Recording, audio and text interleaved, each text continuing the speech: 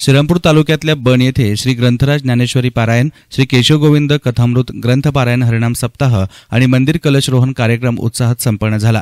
यावेळी मंदिराच्या कलशरोहण कार्यक्रमासाठी 1008 बालब्रह्मचारी महाराज, श्री क्षेत्र सिद्धेश्वर मंदिर कायगाव टोका, प्रवरा संगम यांच्या शुभ हस्ते झाला। 7 दिवस चालणाऱ्या पारायण वाचनामध्ये मोठ्या संख्येनं महिलांचा सहभाग होता। वेगवेगळ्या महाराजांचे 7 दिवस कीर्तन झाले। विशेष म्हणजे 7 दिवस भाविकांनी अन्नदानही केलं। आलेल्या भाविकांना जेवणाच्या पंक्ती दिल्या गेल्या। 7 दिवस पारायण झाल्यानंतर बाबानंद महाराज देवळाली प्रवरा यांचे काल्याचे कीर्तन झाले आणि महाप्रसादाचा कार्यक्रम होऊन सांगता करण्यात आली।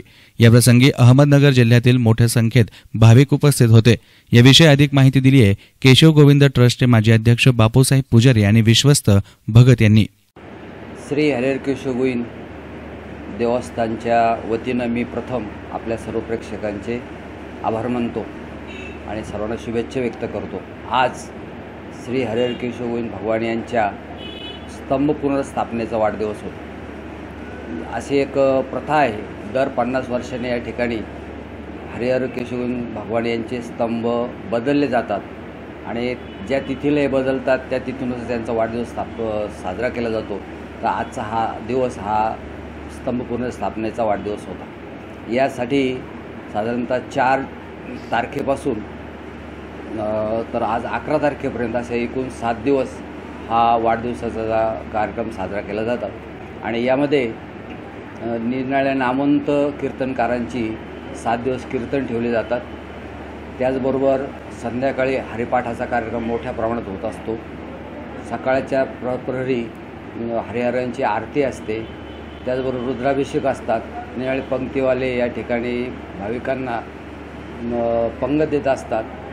त्याचबरोबर श्री ज्ञानेश्वरी पारायण सोहळा असतो आणि यासाठी मोठमोठे देणगी देत असतात।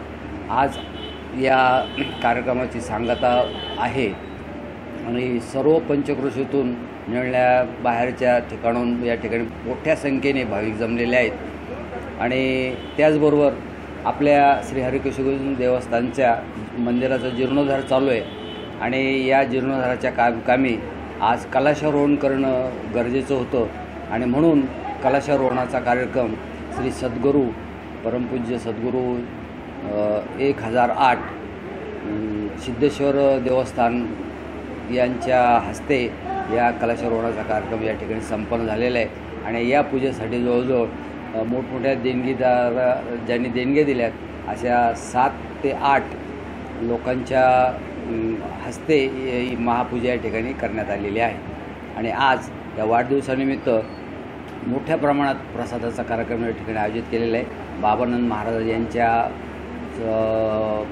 साधारणतः प्रेरणेने म्हणा आणि त्यांच्या मार्गदर्शनाखाली हा कार्यक्रम या ठिकाणी आयोजित केला जातो। तर सर्वांना मी पुन्हा एकदा धन्यवाद देतो। जय हिंद, जय महाराष्ट्र। श्री हरिहर केशव गोविंद संस्थान बेलापूर बन येथून मी विश्वस्त म्हणून पुजारी या ठिकाणी बोलतो आहे। प्रथमतः मी या ठिकाणी सर्व देणगीदारांचे आणि या उत्सवामध्ये भाग घेणाऱ्याचे या ठिकाणी अभिनंदन करतो। आपणाला या ठिकाणी माहिती असेल की या संस्थांमध्ये जे काही प्रमुख उत्सव साजरे होत आहेत त्यामध्ये प्रामुख्यानं आषाढी एकादशी, शिवरात्र आणि सर्वात मोठा उत्साह म्हणजे हरिहरांचा वाढदिवस।